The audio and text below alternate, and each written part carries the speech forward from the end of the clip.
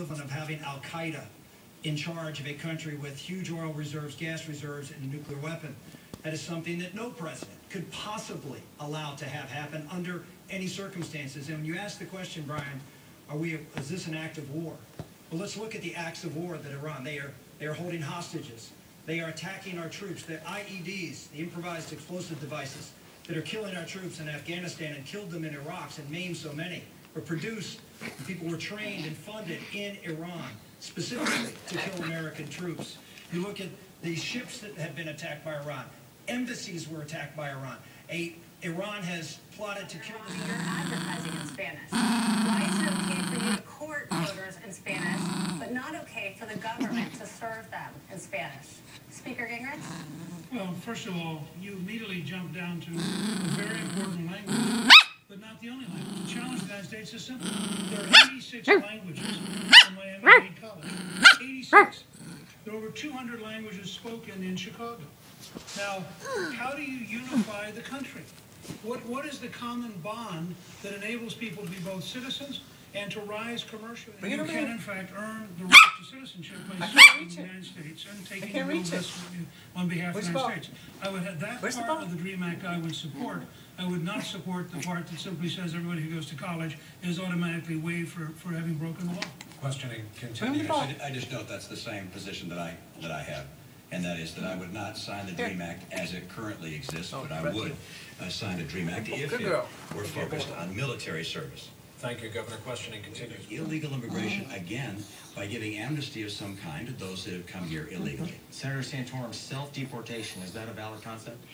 Well, it's happening now. I mean, people are going back now because they can't find jobs because of the lack of employment opportunities. The bottom line is that if you do enforce the law and say that people who are here illegally, who are doing illegal acts, and that is working, which you're not allowed to do, and if you're working, probably you've stolen someone's social security number, which you're not allowed to do. That's another law that is broken, that we should enforce the law. It's not someone who's come here illegally in the first place. They've only broken the law once. And you respect the laws of America. And you do so continually while you're here. Bring it to me. We don't reward behavior of where you don't respect our laws and act, and then you continually break the laws in order to stay here. Speaker Gingrich, in Iowa, you were a big supporter of ethanol subsidies. Here in Florida, sugar is a very important industry, and it's subsidized as well with import restrictions. There's a conservative movement to do away with these programs. I mean, there's a case of sugar. Critics say it adds billions of dollars to consumers' grocery bills every year. Bring it over. What would you do about that? Bring it over. Well, I pretty enthusiastically early in my career kept trying to figure out how to Good girl. I found out one of the fascinating things about America, which was that cane sugar hides behind beet sugar. And there are just too many beet sugar districts around to do because the capacity of the agricultural groups to defend themselves is pretty amazing. Governor Romney, you're getting some campaign support from sugar growers. It's a very influential group in the states. What's your view on the sugar subsidies? Yeah, my view is we ought to get rid of subsidies and let markets work properly. Let's step back for a second and talk about what's really going on in Florida right now. And you both know what's going on here. I spent time this morning with, we're headed to a Greece-type collapse. And he has another $1 trillion on top for Obamacare. And for his stimulus plan, he didn't create private sector jobs. This president has failed, and this economy needs a president who understands this economy.